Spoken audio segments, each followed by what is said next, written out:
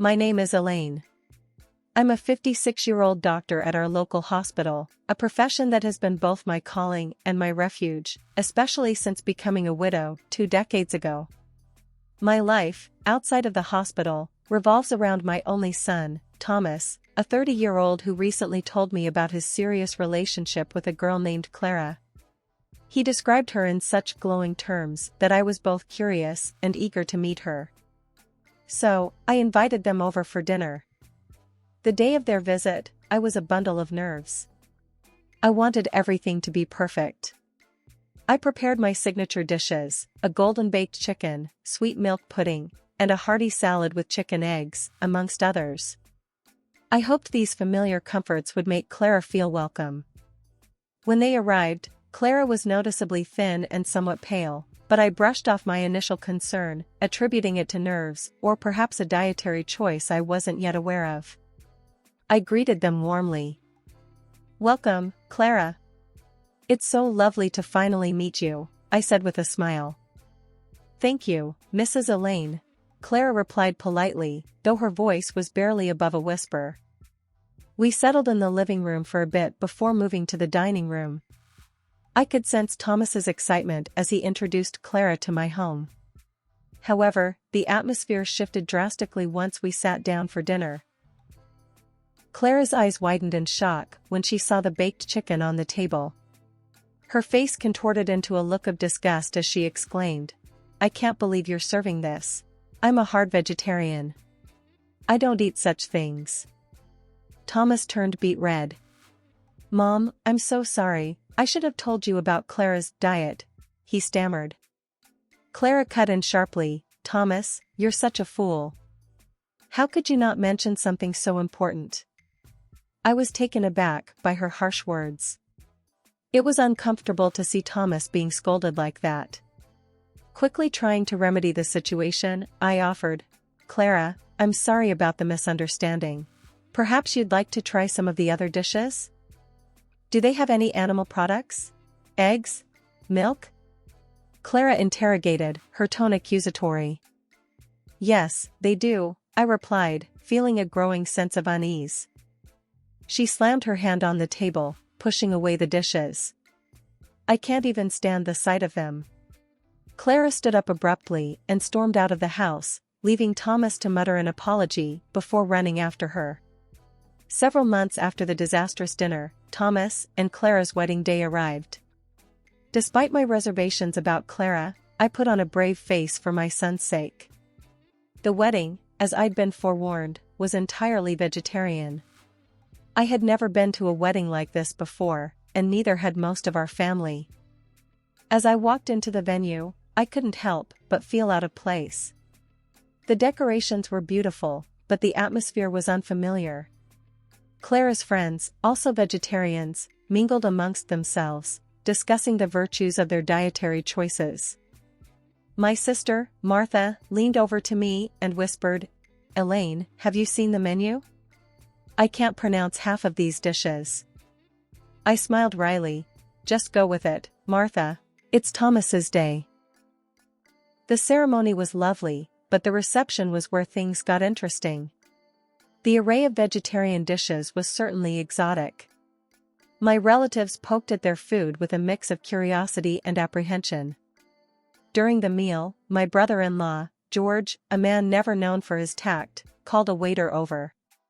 "Excuse me, son, is there any chance we could get a steak or something? Just a small one?" The waiter, trying to remain polite, responded, "I'm sorry, sir. The menu is strictly vegetarian as per the couple's request." George grunted, "Well, I guess it's salad for dinner then." Despite the unfamiliar food, I tried to focus on the positive. Thomas looked genuinely happy, albeit a bit thinner than I remembered. As the evening progressed, I observed Clara. She was the center of attention among her friends, laughing and seeming in her element. Yet, there was an edge to her laughter, a sharpness that made me uneasy. A few days after the wedding, Thomas came to visit me alone. His appearance startled me. He had lost more weight and looked tired. "Thomas, are you all right? You've lost so much weight," I said, concern evident in my voice. He sighed, looking down at his hands. Mom, Clara's been, well, she's put me on a strict vegetarian diet too. Says it's non-negotiable. I was taken aback. But, Thomas, your job is physically demanding. You need a balanced diet. He shrugged helplessly. I know, Mom, but I want to make her happy. It's been hard adjusting. I watched him leave later, feeling a mix of sadness and frustration. Clara's influence over him was more profound than I had feared. My son, once so vibrant and full of life, now seemed a shadow of his former self. After several sleepless nights, filled with worry about Thomas, I decided it was time to take action. I couldn't stand by and watch my son's health deteriorate. With a heavy heart, I picked up the phone to call Clara, Thomas's wife. I hoped that as a doctor, I could express my concerns in a way that would resonate with her. Hello, Clara. It's Elaine, Thomas's mother. I hope I'm not calling at a bad time. I began, my voice as warm and friendly as I could muster. What do you want, Elaine? Clara's voice was cold, distant. I'm calling about Thomas, I said cautiously. I've noticed he's lost quite a bit of weight and seems very tired lately. I'm worried it could be related to his new diet. Clara let out a sigh, audibly annoyed. Look, Elaine, Thomas is perfectly fine. He's just adapting to a healthier way of eating. You're overreacting. I understand your perspective, Clara, but as a doctor, I see signs of nutritional deficiencies in Thomas. He works a physically demanding job, and a strict vegetarian diet without proper planning can lead to health issues. I explained, trying to keep the conversation civil and factual. Elaine, I don't need a lecture on nutrition from you. We've done our research. Thomas is on a balanced vegetarian diet, and that's that. You're not a dietitian, Clara retorted sharply. But Clara, there are certain nutrients that are hard to get from a vegetarian diet alone, especially for someone with Thomas's lifestyle. Perhaps we could work together to find a diet that meets his nutritional needs and aligns with your dietary preferences? I suggested, hoping for a compromise. Clara's voice rose in frustration. I'm not interested in your help, Elaine. Thomas is my husband, and we make our decisions together. You need to respect that and stay out of it. Before I could respond, she hung up. I stared at the phone, feeling a mix of anger and helplessness. Clara's unwillingness to even consider my concerns was alarming. Later that day, my sister, Karen, came over. I shared the distressing phone call with her. Karen, I don't know what to do. Clara just shut me down. She wouldn't even listen to my concerns about Thomas. I shared, my hands trembling slightly. Karen, always a source of practical advice, looked thoughtful. Elaine, it's a tough situation. But maybe Thomas needs to come to this realization on his own. Clara obviously has a strong influence on him. I nodded, knowing she was right, yet feeling uneasy. I just can't sit back and watch Thomas suffer. He's always been a bit too accommodating, and now it's affecting his health. Karen reached across the table, squeezing my hand. I know, Elaine. But sometimes stepping back is the only way they learn. Maybe when Thomas sees the toll it's taking on him, he'll make a change. A few days after my futile conversation with Clara, Thomas came to visit me unexpectedly. It was a cold, gray afternoon, the kind that made you want to stay indoors. When I opened the door, the sight of him took my breath away. He looked nothing like the son I knew. His face was drawn and pale, his eyes lacking their usual spark.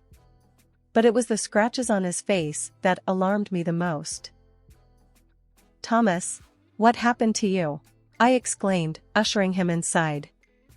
He avoided my gaze, a sign that he was uncomfortable. It's nothing, Mom, just a little argument with Clara. I led him to the living room, my mind racing with worry. Argument? Thomas, she scratched your face. This is serious. He finally looked at me, his eyes weary. I know, Mom. I don't know what to do anymore. I fetched my first aid kit and began treating his scratches gently. Tell me what happened, Thomas. You know you can talk to me. He sighed, a deep, troubled sigh. I went out for a quick bite. I just wanted to eat something more high-calorie and tasty, you know? I went to this cafe and ordered a burger. Clara saw me through the window. She stormed in and made a huge scene. I couldn't hide my shock. A scene? Over a burger? Thomas nodded, looking down at his hands. Yeah, she was screaming about me betraying our lifestyle, our values. She said I was poisoning myself. Then she scratched my face and told me to leave the house. I finished bandaging his face, feeling a mix of anger and helplessness. Thomas, this isn't healthy. You can't live like this. Being forced to change your diet and then being attacked for eating a burger? It's not right. He leaned back on the sofa, closing his eyes. I know, Mom. But I love her. I thought I could make this work. I sat beside him, my heart aching for my son. Love shouldn't be this hard, Thomas. It shouldn't hurt like this. We sat in silence for a while, the only sound the ticking of the clock on the wall. Finally, Thomas spoke up. I think I'll stay here tonight, if that's okay. I just need some time to think. Of course, you can stay as long as you need, I replied, trying to offer him a comforting smile. That evening, as I cooked dinner, I kept glancing at Thomas, who was sitting at the kitchen table, lost in thought. I prepared a simple, hearty meal, roast chicken, mashed potatoes, and steamed vegetables. The kind of food I knew he loved. As we ate, I tried to lighten the mood. Remember when you were a kid, and you wouldn't eat anything but chicken nuggets for a week? Thomas managed a small smile. Yeah, I was a picky eater. But I always loved your cooking, Mom. I reached across the table, squeezing his hand. You're always welcome here, Thomas. You're my son, and I just want you to be happy and healthy. He squeezed back, a glimmer of the old Thomas in his eyes. Thanks, Mom. I really needed this. The next couple of weeks passed in a blur of worry and sleepless nights. Then, one ordinary Thursday, my world was rocked by a phone call that every parent dreads. It was the hospital. Mrs. Parker, your son Thomas was brought in this morning. He's been in an accident, the voice on the other end said, calm yet impersonal. My heart skipped a beat. Is he all right? What happened? I asked, trying to keep my voice steady. He's stable now, but he lost consciousness at the wheel. He's lucky, the injuries aren't serious. You can come and see him, the caller replied. I hurried to the hospital, my mind racing with 1,000 fears. When I arrived, I saw Thomas lying in a hospital bed, looking even more pale and thin than before. Thomas, oh my God, are you all right? I gasped, rushing to his side. He managed a weak smile. I'm okay, Mom. Just a bit shaken up. A doctor I knew, Dr. Simmons, came into the room. Elaine, we've given him a thorough checkup. Physically, he's fine, just a few bruises. But his blood tests show signs of malnourishment. It seems he fainted due to low blood sugar. I turned to Thomas, my worry turning into anger. Malnourishment? Thomas, is this because of your diet? Thomas avoided my gaze, nodding slightly. I guess I haven't been eating properly. Clara's been so strict about the diet. I turned to Dr. Simmons. Can we make sure he gets a proper meal here? Something substantial? Of course, Elaine. We'll take care of him, Dr. Simmons assured me. I sat by Thomas's bed, holding his hand. Thomas, this has to stop. You could have been killed. All because of this diet. Thomas sighed, a look of resignation on his face. I know, Mom. I just wanted to make Clara happy, But not at the cost of your health, Thomas. This isn't just about food, it's about control. She can't dictate what you eat to this extent, I said, my voice firm but filled with concern. He looked away, his eyes filling with tears. I love her, Mom. I thought love was about compromises. Compromises, yes. But not like this. Not when it puts you in danger, I replied, squeezing his hand. We sat in silence for a while, the beeping of the heart monitor the only sound in the room. Thomas eventually drifted off to sleep, exhausted from the ordeal. I tried to call Clara, but she didn't answer the phone. Maybe she was afraid of my reaction to what had happened, or maybe she didn't care. After Thomas was discharged from the hospital, I insisted he stay with me for a while. Clara didn't mind. At least she didn't reply to my message. Thomas needed proper care, and I wanted to make sure he got back on his feet, both physically and emotionally. The first evening at my house, I prepared a hearty meal.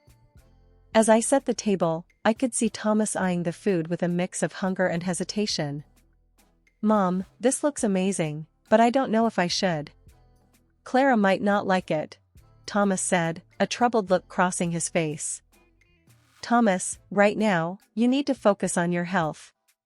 Clara isn't here, and you need to eat, I responded firmly, serving him a generous portion of roasted chicken and vegetables. He reluctantly began to eat, and with each bite, I saw a bit of color return to his cheeks. This is really good, Mom. I didn't realize how much I missed her cooking. I sat across from him, watching him eat. Thomas, you've always been healthy. It's painful to see you like this. Your relationship with Clara, it's not just about food. It's about control and your well-being. Thomas set his fork down, his expression pained. I know, Mom. I just don't know what to do. I love her, but everything is so complicated now. Love shouldn't make you compromise your health or who you are. You've always been considerate and caring, but you can't set yourself on fire to keep someone else warm, I said, hoping my words would resonate with him. Over the next few days, I took care of Thomas, ensuring he ate well and rested. We talked a lot, about everything and nothing. I avoided pressing him about Clara, hoping he would come to his own conclusions. One evening, as we were sitting in the living room, Thomas spoke up. Mom, I've been thinking a lot. Maybe I've been trying too hard to please Clara, losing myself in the process. I nodded. It's important to find a balance, Thomas. In a relationship, both people should feel valued and respected. He looked at me, a newfound determination in his eyes. I'm going to talk to Clara. I need to be honest about how I feel, about the diet, and everything else. I reached over, squeezing his hand. Whatever you decide, Thomas, I'm here for you. Just remember, your health and happiness are what's most important. As Thomas went to bed that night, I felt a mix of hope and apprehension. He was at a crossroads, and the next steps he took would shape his future. All I could do was support him and hope that he found the strength to make the right decisions for himself. The situation escalated quickly when Clara, Thomas's wife, burst into my house during lunch. Thomas was just starting to look a bit better after days of proper nutrition at my place. Thomas, what are you doing? Clara shrieked as she saw him eating the chicken broth I'd made. Thomas looked up, startled. Clara, I'm just... You're betraying our lifestyle again. I can't believe this. Clara was livid, her eyes blazing with anger. Before I could intervene, she knocked the bowl of broth from Thomas's hands, sending it crashing to the floor. I stood up, my own anger rising at her irrational behavior. Clara, that's enough. You're in my house, and I won't tolerate this behavior, I said firmly. You're poisoning him, Elaine, with your meat and your old-fashioned ideas. Clara shouted, turning her wrath towards me. Thomas tried to calm her down. Clara, please, let's just talk about this. Ignoring him, Clara pulled out her phone. I'm calling the police. I won't let you harm him any further." Thomas and I exchanged a look of disbelief as Clara dialed. Within minutes, a police car pulled up outside, and 2 officers came to the door. "What seems to be the problem here?" one of the officers asked, looking between Clara, Thomas, and me. Clara immediately began, pointing a finger at me. "She's been forcing my husband to eat meat. She's trying to poison him against his will." The officer turned to me, his expression one of mild confusion and concern. "Ma'am, is this true?" I shook my head. "No, officer. I'm Thomas's mother, and I've been taking care of him. He's been unwell due to malnutrition. I'm a doctor, and I was just trying to help him recover." Thomas spoke up, his voice weak but steady. "It's true, officers. I've been staying with my mom for a few days to get my health back." I went to my kitchen counter and picked up a hospital report. Here's the report from when Thomas was admitted after fainting due to low blood sugar. His diet was insufficient, and that's what I've been trying to address. The officers took the report, glancing over it. Clara's face turned pale as the reality of the situation started to dawn on her. "Ma'am, it looks like Mrs. Parker has been acting in her son's best interest," the officer said to Clara. "If there's no actual harm or criminal activity here, we can't take any action." Clara was speechless, her earlier fury deflated. The officers advised her to resolve the matter peacefully and left. Thomas looked exhausted by the whole ordeal. "Clara, I think you should go. We need to talk, but not now.